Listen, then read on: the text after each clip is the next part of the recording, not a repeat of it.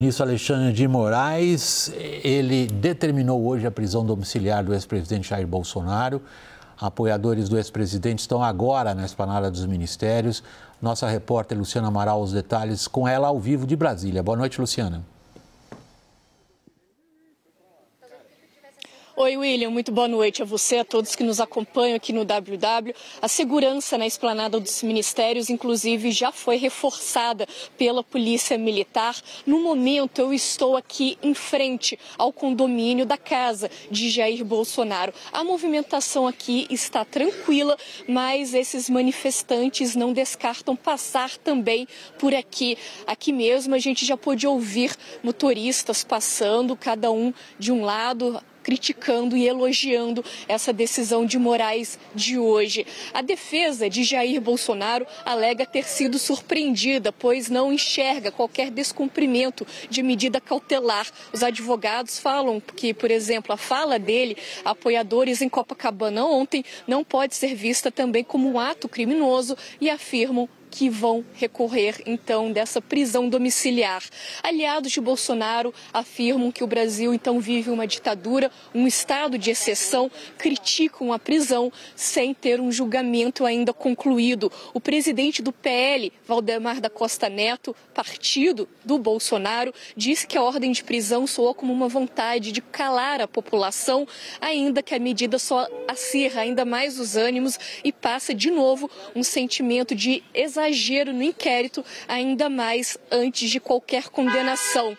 O PL fala em perseguição, em violência política e agora se reuniu hoje à noite aqui em Brasília numa reunião de emergência. Quem se manifestou num apoio ao Bolsonaro foi o governador de São Paulo, Tarcísio de Freitas, ele que é tido como um dos presidenciáveis no lugar de Bolsonaro, já que Bolsonaro está inelegível. Agora, a expectativa é que realmente a atuação de Eduardo Bolsonaro, também de Paulo Figueiredo nos Estados Unidos, se intensifique. A Casa Branca já foi avisada da prisão de Jair Bolsonaro. O Planalto, é claro, teme os impactos negativos no tarifaço, nas negociações para reduzir os danos também. A avaliação é de que a prisão pode e deve complicar ainda mais as tentativas de diálogo com o governo americano. O governo americano, inclusive, também acabou de se manifestar sobre a prisão domiciliar. Pelas redes sociais, o governo dos Estados Unidos disse que Moraes é um violador dos direitos humanos sancionado pelos Estados Unidos e que continua a usar as instituições para silenciar a oposição, ameaçar a democracia. Pede para que deixem Bolsonaro falar. Dizem ainda que os Estados Unidos condenam, então, claro, a ordem de Moraes e a avaliação deles e que eles responsabilizarão os Estados Unidos, todos aqueles que auxiliarem e incentivarem a conduta sancionada. Portanto, então, para alguns, isso pode ser lido como mais uma perspectiva de mais sanções, mais restrições, mais penalizações.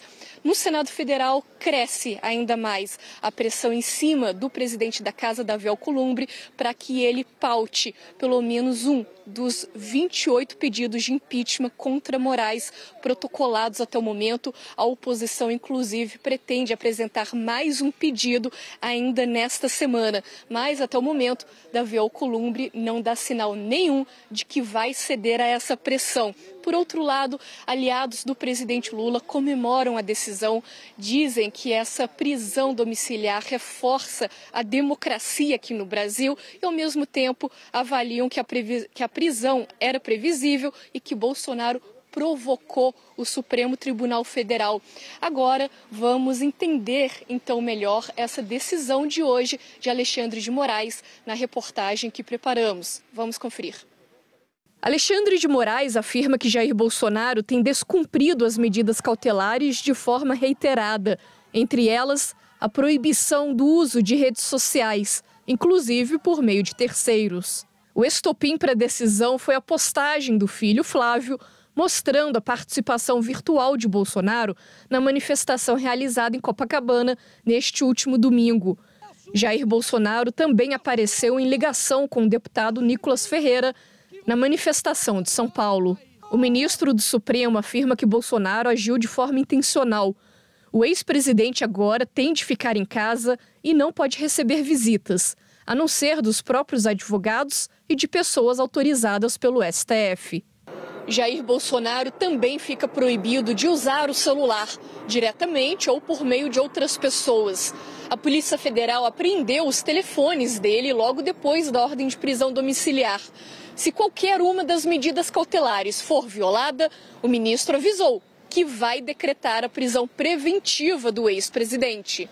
É uma covardia o que ele faz com um ex-presidente da República que nunca se negou a cumprir suas decisões judiciais, compareceu ao longo de todas essas dezenas de processos que foram abertas contra ele, basicamente por Alexandre de Moraes. Ele jamais poderia estar julgando o presidente Bolsonaro, porque ele claramente é um inimigo público do presidente Bolsonaro. Agora é uma prisão domiciliar preventiva, mas o que nós, como os brasileiros que defendem a democracia, querem é o julgamento definitivo do Bolsonaro.